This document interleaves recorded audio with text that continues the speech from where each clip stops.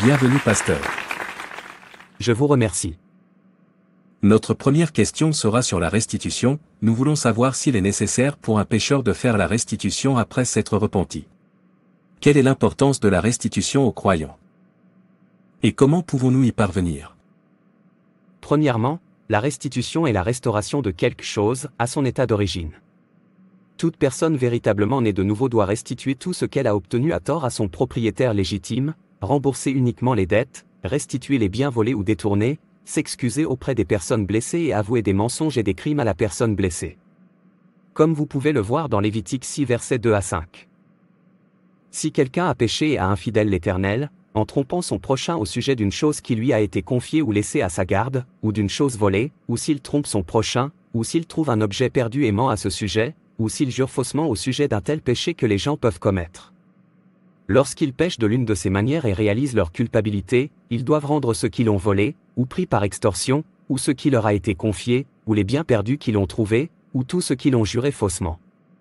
Ils doivent restituer intégralement, y ajouter un cinquième de la valeur et remettre le tout au propriétaire le jour où ils présentent leur offrande de culpabilité.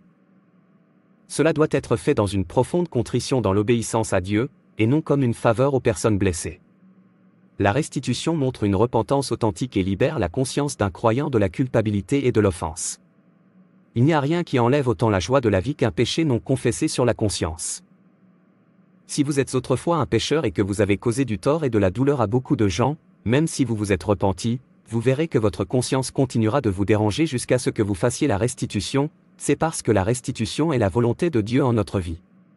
Matthieu 5 versets 23 à 24, si donc tu apportes ton offrande à l'autel, et que là tu te souviennes que ton frère a quelque chose contre toi, laisse là ton offrande devant l'autel, et va, réconcilie-toi d'abord avec ton frère, puis viens offrir ton offrande. Aussi, Ézéchiel 33 verset 15, si le méchant rend le gage, rend ce qu'il avait volé, marche dans les statuts de vie, sans commettre d'iniquité, il vivra sûrement, il ne mourra pas. L'obéissance à Dieu en toutes choses devrait être notre priorité dans la vie. Car cela nous fera rester dans sa volonté parfaite et assurera sa présence permanente. La restitution nous fait avoir une conscience libre de culpabilité et d'offense devant Dieu et devant les hommes. Avant que la loi ne soit donnée, Dieu a ordonné à Abimélec de restaurer la femme d'Abraham, qu'il avait prise à tort, dans le cadre de la loi mosaïque. Dieu a également ordonné aux enfants d'Israël de restituer tout ce qui a été obtenu par la violence ou la tromperie, ou tout ce qui a été perdu, qui a été trouvé mais tenu à l'écart du propriétaire. Dans le Nouveau Testament, nous avons le merveilleux exemple de Zachée, dans Luc 19.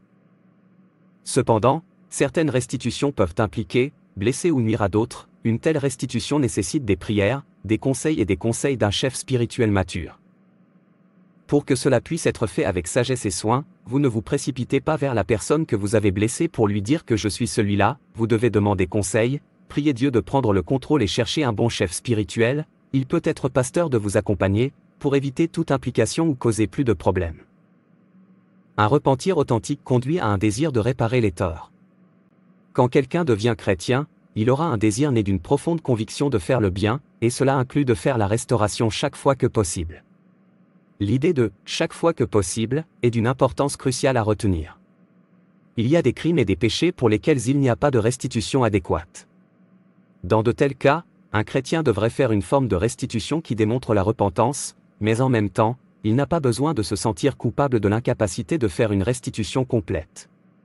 La restitution doit être le résultat de notre salut, ce n'est pas une exigence pour le salut. Si vous avez reçu le pardon de vos péchés par la foi en Jésus-Christ, tous vos péchés sont pardonnés, que vous ayez pu ou non les réparer. Merci beaucoup pasteur. Vous pouvez voir que la restitution est très importante dans notre vie, surtout lorsque votre conscience est agitée, cela signifie que vous devez avouer et demander pardon à ceux que vous avez offensés, afin que vous soyez libres. Merci d'avoir regardé et n'hésitez pas à vous abonner, liker et partager. Que Dieu te bénisse.